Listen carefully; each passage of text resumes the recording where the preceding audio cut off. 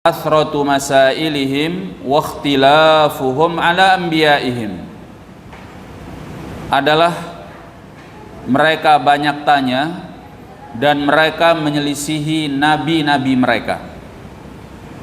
Rawahul Bukhari wa Muslim, diriwayatkan oleh Al-Bukhari dan juga Muslim. Naam. Ini adalah petunjuk dari Nabi sallallahu alaihi wasallam di dalam mensikapi syariat yang beliau bawa.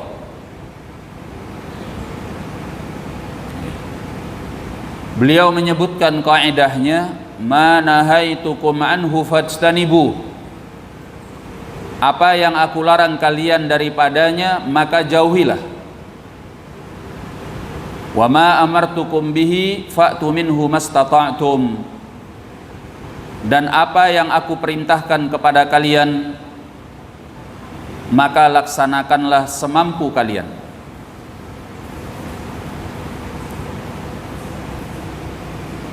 Perbedaan yang mencolok dari kaidah ini bahwa Nabi sallallahu alaihi wasallam membedakan antara larangan dengan perintah dengan satu kalimat. Ketika beliau berbicara tentang larangan-larangan beliau hanya mengatakan fajtanibu, maka jauhilah. Dan beliau tidak mengaitkannya dengan kemampuan. Sebab semua orang pasti bisa meninggalkan larangan-larangan beliau sallallahu alaihi wasallam. Sebabnya adalah karena setiap larangan itu tidak membutuhkan Anda melakukan sesuatu. Karena perintahnya jauhi, artinya cukup Anda meninggalkannya. Dan tidak ada satu orang pun yang tidak bisa meninggalkan larangan. Karena meninggalkan itu artinya Anda berdiam diri, jangan melakukan apa yang dilarang. Dan ini tidak membutuhkan apa-apa, sehingga tidak memerlukan kata semampu kalian. Karena setiap orang pasti mampu untuk berdiam diri.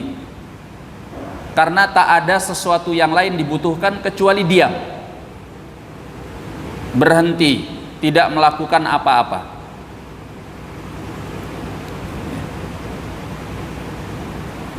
Maka di sini menjadi keliru kalau ada orang yang melanggar larangan lalu dia mengatakan saya belum mampu untuk meninggalkannya. Contoh misalnya begini, ada orang zina, lalu kita tanyakan kepadanya, kenapa kamu zina? Lalu dia menjawab, oh saya belum mampu untuk enggak zina. Kira-kira benar enggak itu? Tidak benar. Anda tidak mungkin tidak mampu. Kenapa? Karena yang dituntut Anda berdiam diri dan tidak melakukan perbuatan zina, dan itu tidak membutuhkan sesuatu yang lain, cukup Anda diam, menahan diri, dah ya. Dan itu tidak mungkin tidak mampu. Ketika Anda tetap melanggarnya, memperbuatnya, itu menunjukkan bukan Anda tidak mampu, tapi sungguhnya Anda tidak mau. Maka bedakan antara tidak mampu dengan tidak mau. Kalau tidak mampu itu ketika seseorang tidak mempunyai sarananya, tidak mempunyai fasilitasnya, tidak mempunyai alatnya, tidak mempunyai sebabnya, ya.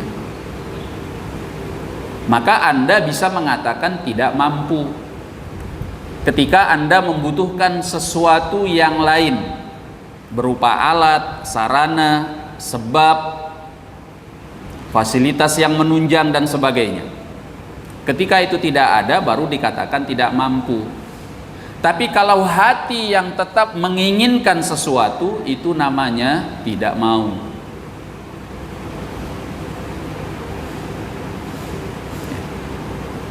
Nah, bedanya dengan perintah, perintah itu tidak cukup Anda berdiam diri, karena dalam sebuah perintah ada yang dituntut untuk Anda lakukan.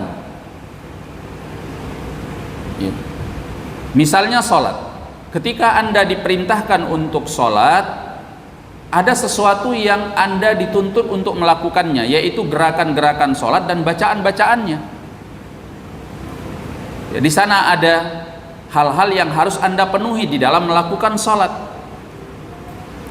Ketika Anda kehilangan sebabnya, kehilangan syaratnya, kehilangan rukunnya, karena Anda ditakdirkan tidak punya, maka barulah dikatakan tidak mampu. Itu kalau perintah. Makanya dalam hal perintah Nabi mengatakan mastata'tum, semampu kalian. Contoh, orang yang melaksanakan sholat wajib. Sholat wajib itu dalam hukum fikih rukunnya adalah dilaksanakan dengan salah satunya berdiri. Salah satu rukunnya adalah berdiri. Sholat wajib yang 5 waktu tidak boleh dengan duduk. Ya. Artinya ada sesuatu yang harus Anda lakukan. Anda harus berdiri.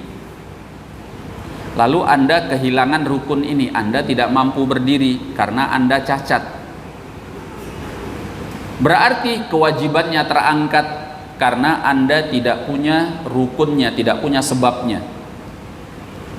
Maka ketika ada seseorang yang datang kepada Nabi sallallahu alaihi wasallam dalam hadis Imran bin Husain radhiyallahu an, ya, dia mengeluhkan penyakit bawasir yang menimpanya. Dia tidak mampu untuk sholat dengan berdiri. Maka Nabi sallallahu alaihi wasallam mengatakan kepadanya, "Shalli qa'iman." Salatlah engkau dengan berdiri. Fa illam tastati', namun jika engkau tidak mampu berdiri, faqa'idan, maka salatlah dengan duduk. Wa illam tastati', jika engkau tidak mampu dengan duduk, fa'ala jam, maka salatlah dengan berbaring.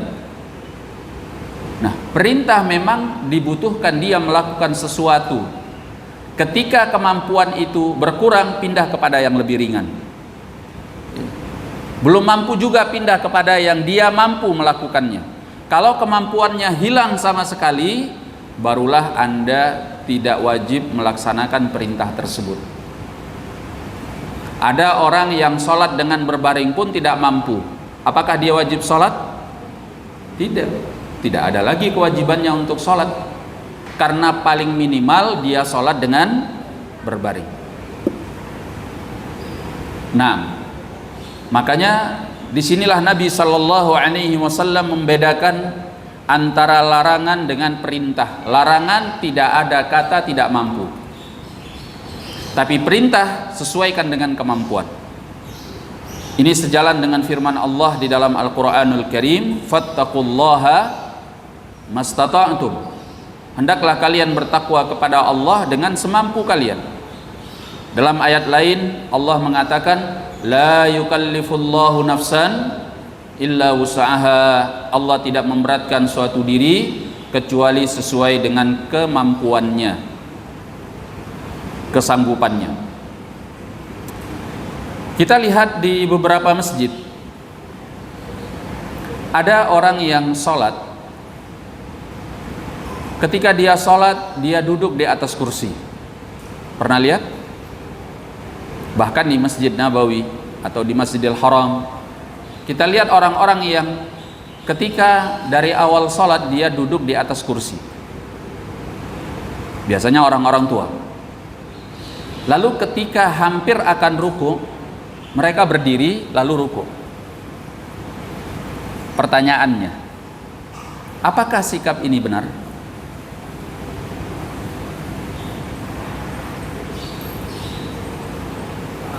Hah? Kalau kita lihat kepada kaidahnya tadi, bahwa laksanakanlah perintah dengan semampu kalian. Kalau dia memang mampu berdiri atau masih bisa berdiri, maka hendaklah dia memulai sholatnya dengan berdiri. Kalau nanti di tengah sholatnya ternyata dia tidak sanggup melanjutkan untuk berdiri, maka barulah dia duduk. Kalau melihat kepada kaidahnya memang demikian. Bukan dia mulai dengan duduk, lalu kemudian tatkala hendak ruku dia berdiri lalu ruku. Ini tidak sesuai dengan kaidah hadis tadi.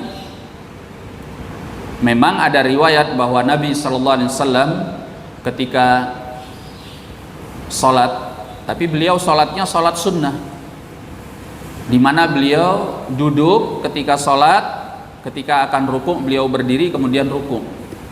Tapi masalahnya salat beliau itu adalah salat sunnah, bukan salat wajib. Dan kita tahu bahwa yang namanya salat sunnah itu memang boleh duduk, tidak harus berdiri. Beda dengan salat wajib memang rukunnya harus berdiri. Maka kalau ingin kita sesuaikan dengan kaidah di dalam hadis, orang yang masih mampu salat dengan berdiri ketika salat wajib, maka hendaklah dia melaksanakan takbiratul ihram dalam keadaan berdiri. Allahu Akbar, dia berdiri. Berdiri sampai kemudian di tengah sholat dia nggak sanggup untuk berdiri, maka dia duduk. Karena Nabi mengatakan fa'tu minhu mastata'tum, lakukan oleh kalian dengan semampu kalian. Naam. Ikhwanil kiram a'azzani Allah wa iyyakum. Larangan Nabi sallallahu alaihi wasallam ketika beliau mengatakan ma nahaitukum anhu fajtanibu, apa yang aku larang kalian daripadanya maka jauhilah. Ini mencakup kadar banyak atau kadar yang sedikit. Selama dilarang oleh Nabi sallallahu alaihi wasallam, semuanya harus ditinggalkan. Tidak boleh kita mengatakan dikit nggak apa-apa, cuma dikit kok, nggak boleh. Apakah banyak atau sedikit, selama itu masih dalam kategori larangan harus ditinggalkan. Contoh perbuatan riba. Apakah kita boleh makan riba walaupun dikit-dikit? Gak boleh. Karena larangan ini mencakup yang banyak ataupun yang sedikit. Contoh lain misalnya minum khamr. Bolehkah kita ngetes minum khamr, sekedar cicipi enak apa enggak gitu? Atau apa rasanya? Manis atau asam? Nggak boleh. Selama itu larangan Nabi, banyak atau sedikit, maka hukum asalnya semua terlarang. Ya. Maka dalam hal khamr, Nabi sallallahu alaihi wasallam lebih tegas. Di dalam hadisnya beliau menyatakan faqaliluhu wa kathiruhu haram. Banyak dan sedikitnya adalah haram. Nah, pertanyaannya sekarang, mungkin sebagian orang akan menyanggah begini, bahwa kalau kita melihat kepada makanan kita, maka ada kadar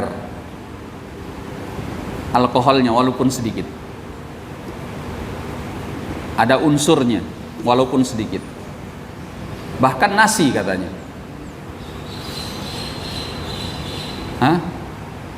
Kalau memang itu diharamkan, lantas bagaimana kok kita masih memakannya?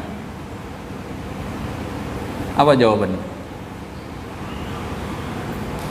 Tape, iya kan? Apalagi?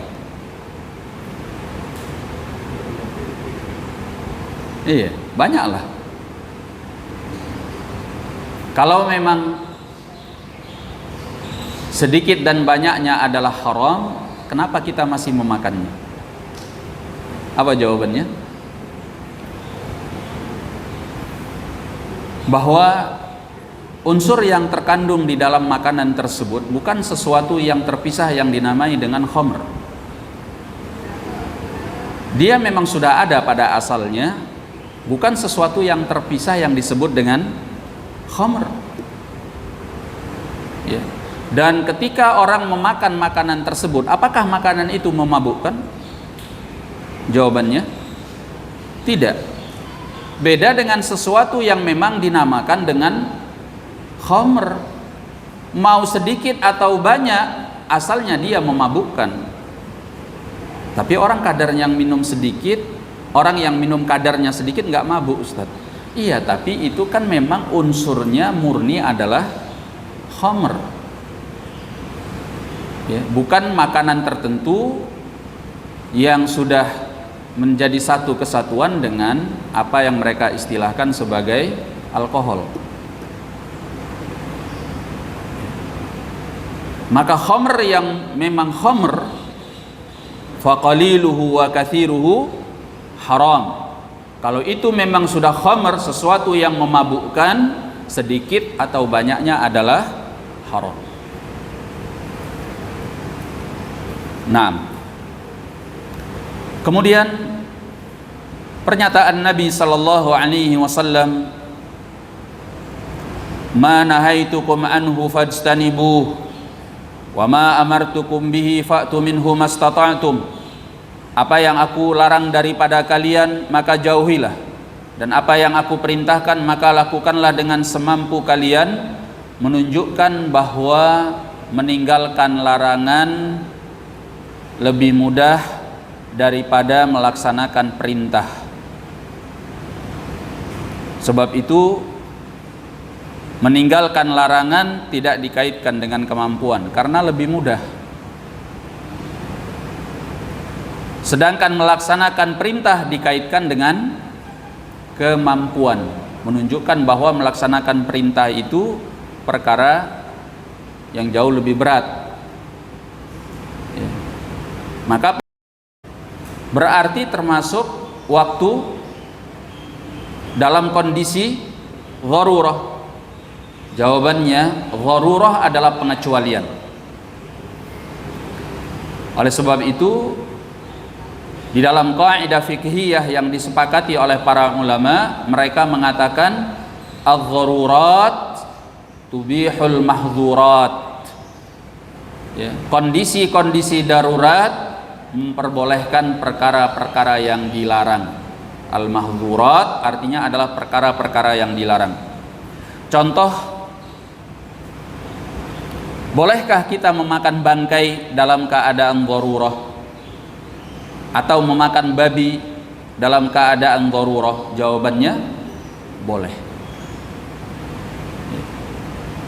Apa sih kondisi dharurah itu? Dharurah adalah kondisi di mana seseorang terancam keselamatan jiwa dan nyawanya kalau dia tidak melakukannya. Itu dharurah namanya. Ada orang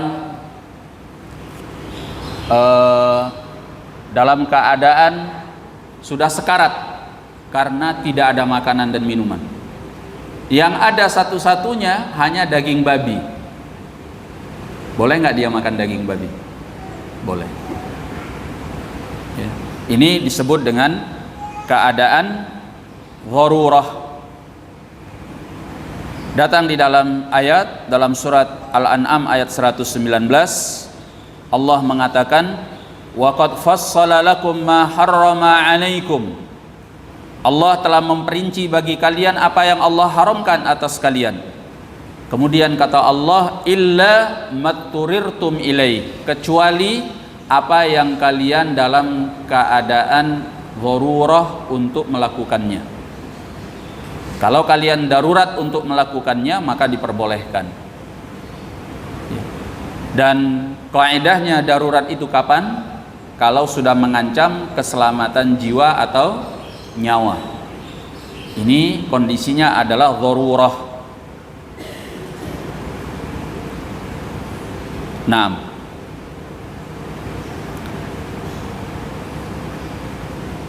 dan dharurah itu membolehkan perkara yang dilarang dengan dua syarat.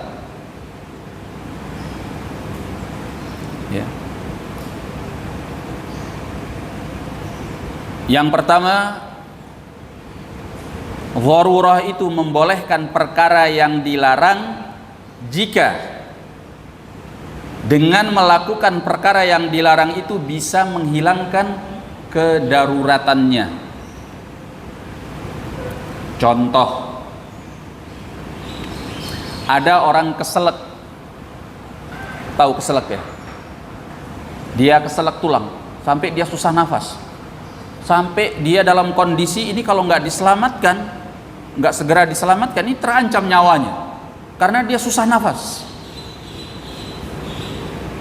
Baik, kemudian tidak ada yang bisa ditelannya, diminumnya kecuali hanya khamr yang ada tersedia di depannya, nggak ada yang lain, karena ini harus segera, harus cepat. Ini orang sudah tersenggal-senggal nafasnya, kalau nggak segera diselamatkan dia bisa wafat ini. Maka dia boleh menenggak khamr tersebut untuk menghilangkan keselaknya tadi. Kenapa? Karena dengan menenggak khamr itu bisa menghilangkan daruratnya. Pertanyaan yang berikutnya, ada orang ingin berobat ya, karena darurat, dia katakan nggak apa-apa berobat dengan yang haram, kan darurat, saya kena kanker. Boleh nggak dia berobat dengan yang haram? Jawabannya apa? Boleh apa tidak? Ada orang kena kanker, stadiumnya sudah kritis, stadium 3 atau stadium 4 lah. Ya, dia pilih pengobatan yang haram. Karena saya sudah kritis, ini pengobatan manjur, banyak orang sudah coba, maka saya berobat dengan yang haram ini. Misalnya dia berobat dengan sesuatu yang apa ya contohnya? Ya bisa mungkin contohkan apa saja yang haram. Boleh nggak dia berobat dengan yang haram itu? Nggak boleh. Kenapa? Kan katanya darurat.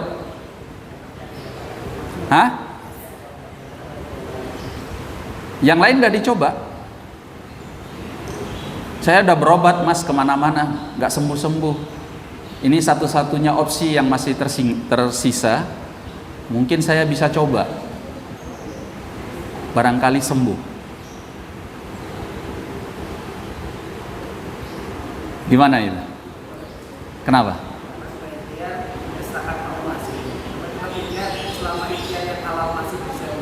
Kembali kepada syarat tadi, bahwa boleh melakukan yang haram karena dharurah kalau itu bisa dipastikan menghilangkan dharurahnya. Ini kan belum tentu. Iya kalau sembuh, kalau enggak. Apa yang memberi jaminan kepada Anda bahwa Anda pasti sembuh bila berobat dengan yang haram itu? Tapi sudah banyak yang melakukannya sembuh. Ya itu kan belum tentu. Itu pada orang lain, pada Anda belum tentu. Karena pengobatan-pengobatan yang lain buktinya pada orang ada yang sembuh, pada orang ada yang tidak sembuh. Nah, kalau kondisinya tidak bisa dipastikan seperti ini, Anda tidak boleh melakukan yang haram.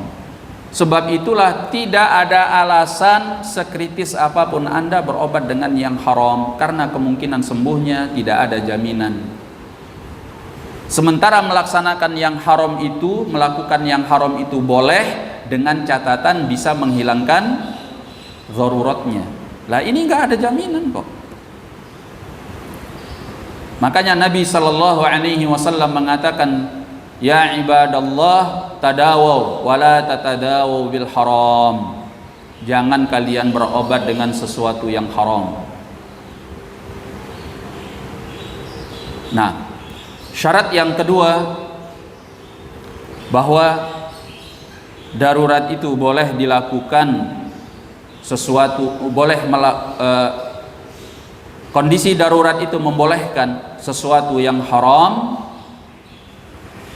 dengan kadar biqadri ma tabqa bihil hayah, ya, dengan kadar yang bisa memberi pertahanan hidup.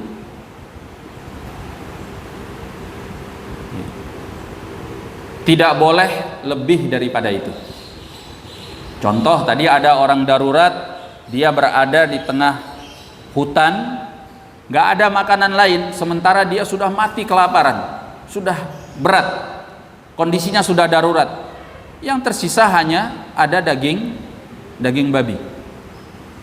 Maka dia boleh memakan daging babi tersebut sekedar mempertahankan hidupnya, tidak boleh sampai kenyang. Dia makan sak puasnya, wah sampai enggak boleh. Bolehnya seberapa? Hanya sekedar mempertahankan dia bisa hidup.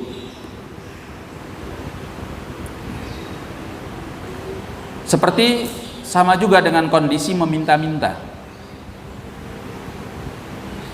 Ada pengecualian bagi orang yang boleh meminta-minta, seperti yang disebutkan di dalam hadis mengenai 3 golongan.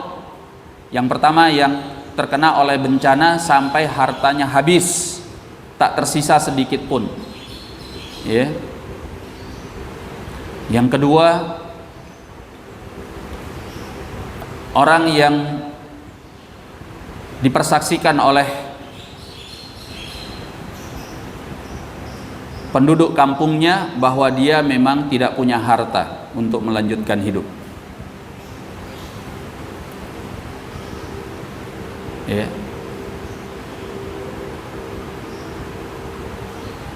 Saya lupa yang ketiga. Al-muhim, ketiga golongan ini, kata para ulama, dia boleh meminta-minta kepada manusia.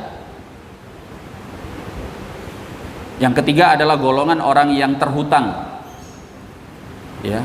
Dia terhutang karena mendamaikan dua pihak dari kaum muslimin yang bertikai, yang berselisih atau yang berperang. Maka untuk mendamaikan kedua belah pihak, dia sampai menanggung biaya besar, sehingga dia terhutang-hutang karena itu. Maka dia boleh meminta-minta bantuan kepada manusia, meminta harta. Kata para ulama, 3 golongan ini boleh meminta-minta dengan catatan sekedar dia bisa melanjutkan hidupnya. Bagi yang terhutang karena mendamaikan dua pihak yang bertikai, sekedar untuk dia bisa melunasi hutangnya tersebut. Karena hutang yang ditanggungnya itu untuk kepentingan kaum muslimin. Tidak lebih daripada itu. Nah, yang jadi masalah kalau kemudian meminta-minta itu menjadi sebuah profesi, sampai dia bisa bangun rumah di kampungnya, sampai dia punya sawah ladang di kampungnya, sampai dia bisa membiayai keluarga besarnya di kampungnya. Nah, itu yang jadi masalah. Itu nggak boleh, haram hukumnya. Karena meminta-minta itu hukum asalnya adalah haram.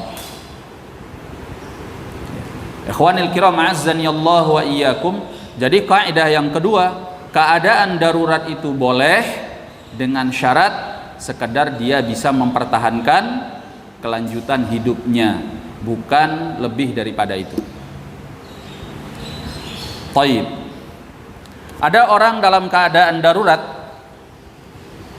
lalu dia mendapatkan daging bangkai, nggak ada makanan lain. Maka boleh nggak dia memakannya sampai kenyang? Kalau menurut kaidah yang telah kita sebutkan tadi, tidak boleh dia memakannya sampai kenyang. Tapi sebagian ulama mengatakan kondisi ini masih perlu diperinci, sebagaimana yang disebutkan oleh Syekh Muhammad bin Shalih Al-Utsaimin rahimahullah. Bagaimana perinciannya? Dia boleh kenyang kalau dikhawatirkan dia tidak kenyang nanti ketika dia dalam keadaan kembali membutuhkan daging tersebut, daging itu sudah nggak ada, atau daging itu sudah busuk, dia tidak bisa lagi memakannya, maka dia terancam keselamatan nyawanya kalau dia tidak kenyang. Paham ya? Karena persediaannya terbatas. Maka boleh nggak dia sampai kenyang? Boleh, kalau kondisinya seperti itu. Dia kenyang karena khawatir nanti dia tidak lagi mendapatkan apa yang dia makan, karena mungkin dagingnya akan busuk atau dagingnya akan habis dan lain sebagainya. Tapi kalau tidak ada kemungkinan itu, misalnya nggak ada kemungkinan dagingnya busuk karena dia kebetulan punya freezer, ya, walaupun tidak ada makanan lain kecuali daging babi, tapi daging babi ini bisa diawetkan di freezer, maka tidak perlu dia memakannya sampai kenyang. Setiap datang kondisi darurat, dia makan sebutuhnya. Ya. Atau tidak ada kemungkinan dia kehabisan daging babi itu karena daging babinya berlimpah. Maka kalaupun busuk, dia bisa nyembelih yang lain. Sehingga tidak ada kemungkinan dia tidak dapat makanan dalam keadaan darurat. Nah, kalau dalam kondisi dia tidak mungkin tidak dapat makanan dalam keadaan darurat, maka dia tidak boleh memakannya sampai kenyang.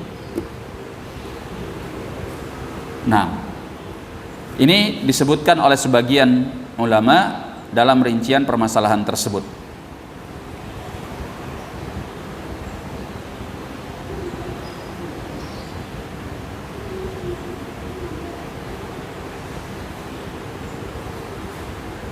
Taib.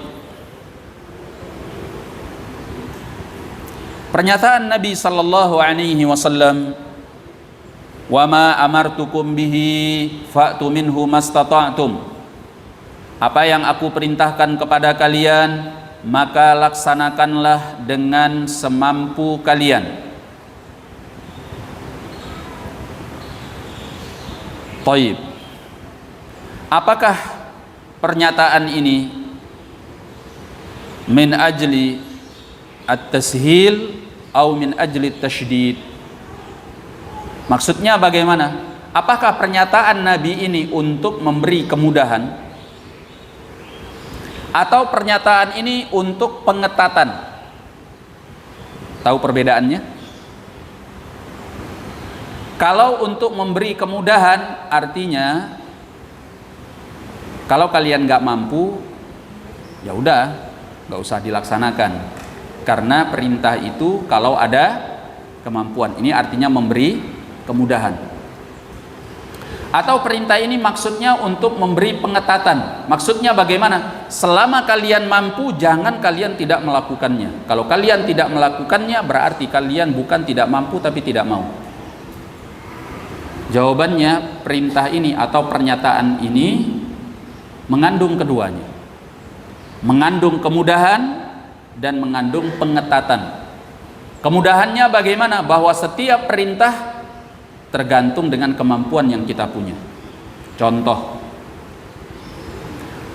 ada perempuan yang nggak pakai jilbab, nggak pakai hijab. Lalu ketika dikatakan kepadanya, "Mbaknya kenapa nggak pakai hijab?" "Oh, saya belum mampu." Maka kita lihat, kenapa dia nggak mampu? Oh, ternyata dia orang miskin yang nggak punya duit untuk beli hijab. Di rumah pun nggak ada kain besar, kain lebar yang bisa dia pakai untuk hijab. Berarti benar-benar dia tidak mampu. Nah, kalau dalam kondisi seperti ini, dia tidak mampu pakai hijab, ya jangan keluar rumah. Karena kalau dia keluar rumah, dia harus pakai hijab. Oh, saya nggak mampu, nggak keluar rumah. Ya mungkin saja karena dia barangkali ada kebutuhan yang mendorong, mendesaknya untuk keluar rumah. Tidak ada yang mewakili dia. Sementara kepentingan itu harus dilaksanakan. Misalnya dia harus beli makan, sementara tidak ada yang membelikan untuknya. Mungkin kan?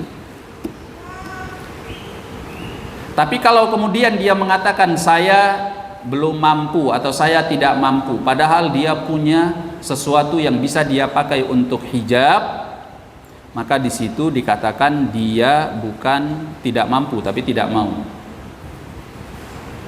Maka dalam hal ini pernyataan Nabi fa'tu minhu mastata'tum adalah kemudahan bagi yang tidak punya kemampuan, seperti yang sudah sering kita contohkan. Dan bisa juga merupakan tasydid, pengetatan. Artinya selama Anda punya sarananya, Anda punya alatnya, Anda punya sebabnya, Anda punya penunjangnya, maka jangan Anda tidak melaksanakannya. Selama Anda punya kemampuan, laksanakan. Kalau Anda tidak melaksanakannya, berarti Anda bukan tidak mampu tapi tidak mau. Tidak mampu itu tidak berdosa, kalau tidak mau itu dosa. Ya. Kenapa? Karena kalau tidak mampu itu hanya meninggalkan perbuatan. Tapi kalau tidak mau itu menyelisihi dari sisi keyakinan yang menentang Allah dan Rasulnya sallallahu alaihi wasallam. Nah, ikhwanil kiram a'azzani Allah wa iyyakum. Kemudian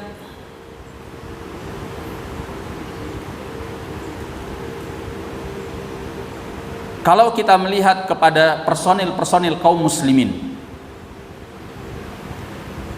kembali kepada pertanyaan semula, bagi setiap orang, bagi kaum muslimin, manakah yang mudah melaksanakan perintah atau meninggalkan larangan?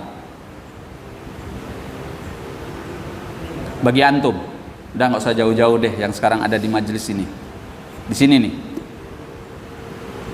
Bagi antum mudah melaksanakan perintah atau meninggalkan larangan? Antum?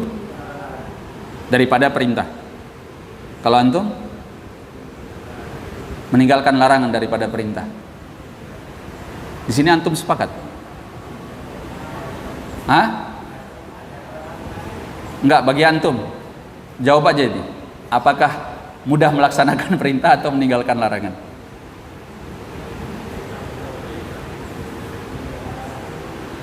Perhatikan, kalau dilihat kepada pribadi masing-masing, setiap orang itu beda-beda. Ada orang yang bagi dia melaksanakan perintah jauh lebih mudah daripada meninggalkan larangan.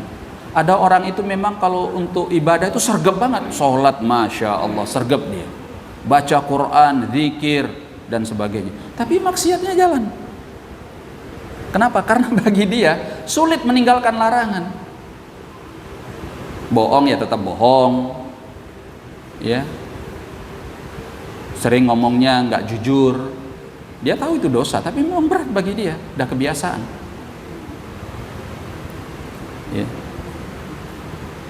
Sholat ya sholat, tapi nipu ya juga. Gitu. Banyak kan yang kayak gitu. Karena pada sebagian orang melaksanakan perintah itu jauh lebih mudah daripada meninggalkan larangan. Begitu pula sebaliknya, ada orang-orang yang lebih gampang untuk meninggalkan larangan daripada melaksanakan perintah. Dia nggak curi, orangnya jujur, nggak suka yang neko-neko. Tapi kalau dalam urusan ibadah malesnya top, ya, sholatnya males, baca Qurannya males, zikirnya mat dan sebagainya. Memang manusia itu beda-beda. Ada yang lebih berat melaksanakan perintah dan lebih mudah meninggalkan larangan, dan ada pula yang lebih mudah meninggalkan larangan dan berat untuk melaksanakan perintah ibadah kepada Allah. Yang paling parah berat melaksanakan perintah dan berat pula meninggalkan larangan. Dan ini yang paling banyak, terutama di kalangan orang-orang awam. Ya. Sulit untuk melaksanakan perintah, berat melaksanakan perintah ibadah, dan berat juga untuk meninggalkan larangan-larangan Allah Subhanahu wa ta'ala. Dan yang terbaik manusia-manusia pilihan Allah, orang-orang yang mencintai Allah dan dicintai oleh Allah, mereka punya kemampuan mudah melaksanakan perintah dan mudah meninggalkan larangan. Jadi ada berapa golongan? 4 golongan manusia. Ini disebutkan oleh Imam Ibnul Qayyim rahimahullah. Ya, golongan yang pertama yang terbaik adalah yang mudah melaksanakan perintah dan mudah meninggalkan larangan. Golongan yang kedua adalah yang paling brengsek, yaitu yang sulit baginya melaksanakan perintah dan sulit baginya untuk meninggalkan larangan. Nah, golongan yang ketiga adalah yang sulit baginya melaksanakan perintah tapi mudah meninggalkan larangan, dan yang keempat mudah baginya melaksanakan perintah dan sulit baginya meninggalkan larangan. Dan ini masing-masingnya ada di tengah-tengah manusia. Yang paling sedikit golongan yang mana? Yang pertama, yang mudah baginya melaksanakan perintah dan mudah meninggalkan larangan. Ini paling sedikit, hanya segelintir manusia. Yang paling banyak golongan yang kedua, yang sulit melaksanakan perintah dan berat meninggalkan larangan. Ya. Kemudian yang di tengah-tengah, golongan ketiga dan keempat. Nah, akhwanil kiram a'azzani Allah wa iyyakum, dan meninggalkan larangan serta melaksanakan perintah ini akan mudah dilaksanakan apabila ada wazi' dini, istilahnya ada dorongan motivasi secara keimanan. Ya. Makanya kenapa sahabat-sahabat itu gampang sekali melaksanakan perintah dan gampang sekali meninggalkan larangan? Rahasianya apa? Rahasianya iman. Ya. Pokok intinya adalah tauhid kepada Allah Subhanahu wa ta'ala. Kalau tauhid itu kuat di dalam hati, gampang apapun perintahnya. Bagi laki-laki, walaupun perintah itu harus mempertaruhkan nyawa dengan berjihad di jalan Allah, makanya sahabat-sahabat itu berlomba-lomba untuk mendaftarkan diri jihad di jalan Allah. Sedih rasanya kalau tidak ikut jihad. Coba kalau itu ada pada kita sekarang. Begitu datang panggilan jihad, semuanya kabur, hilang. Ya. Karena memang kita tidak mempunyai ketauhidan seperti yang dimiliki oleh sahabat. Untuk para wanita juga begitu. Bagi mereka ketika turun syariat poligami gampang. Ya. Karena ketauhidan yang kuat kepada Allah Subhanahu wa ta'ala. Urusan poligami itu bukan masalah ekonomi saja. Yang paling pokok itu adalah masalah tauhid kepada Allah, baik laki-lakinya ataupun wanitanya. Karena yang akan dijalankan adalah syariat Allah. Coba kalau sekarang, ya, baru mau ngomong dan disuruh tidur di luar.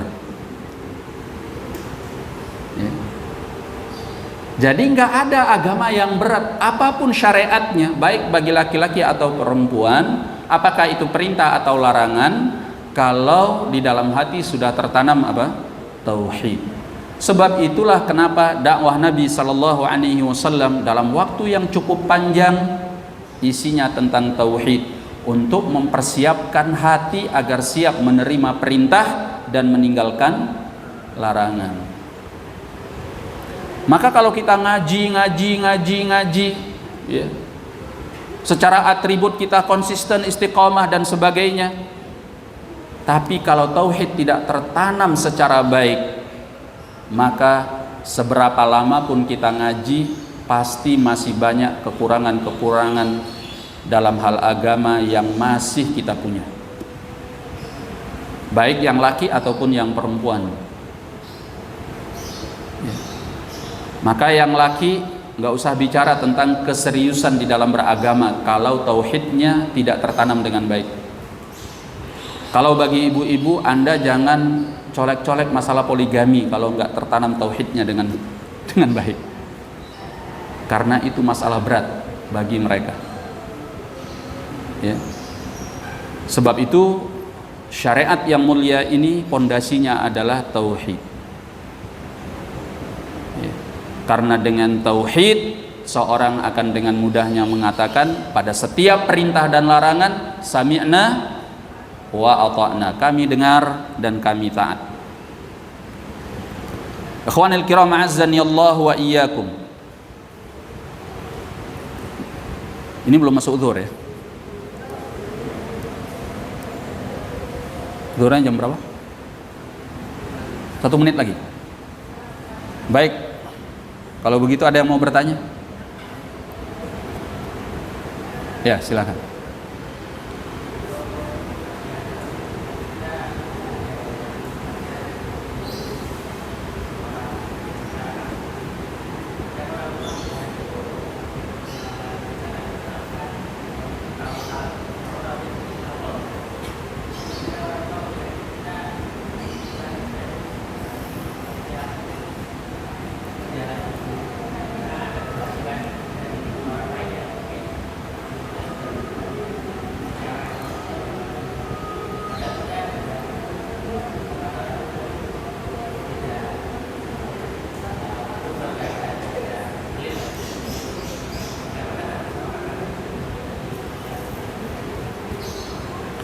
Ya, seorang yang mentauhidkan Allah Subhanahu wa taala ketika dia bertawakal kepada Allah, tawakal itu adalah sebab rezeki. Hanya saja masalah kekayaan, Allah Subhanahu wa taala memberi rezekinya kepada masing-masing manusia tidak sama, ada yang banyak, ada yang dikit.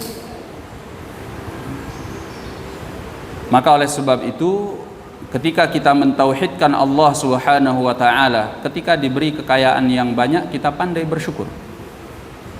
Ketika kita tidak diberi kekayaan yang banyak oleh Allah, kita pandai untuk bersabar.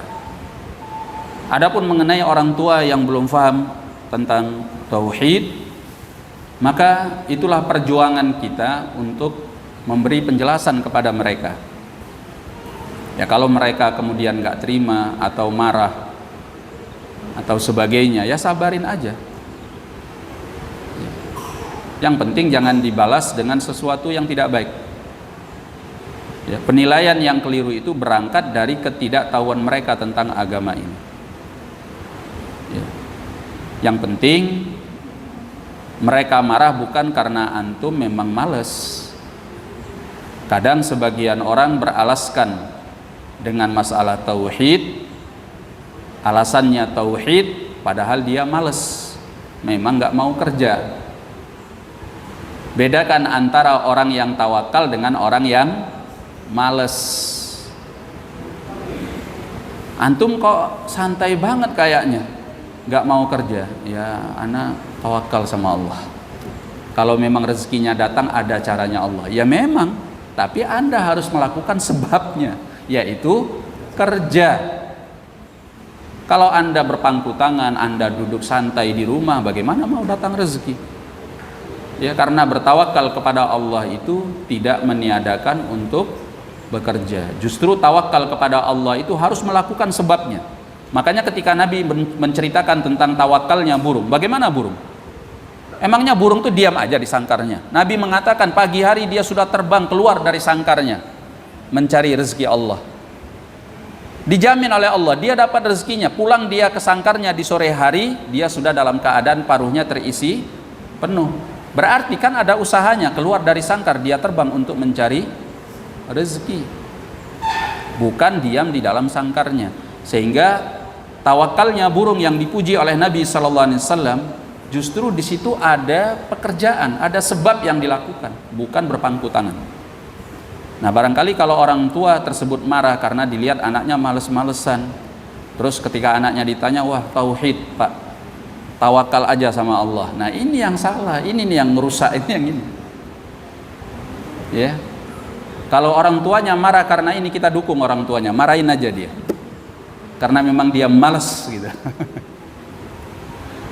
Ya, barakallahu fikum. Taib, mungkin itu pada kesempatan kali ini. Ada yang lain?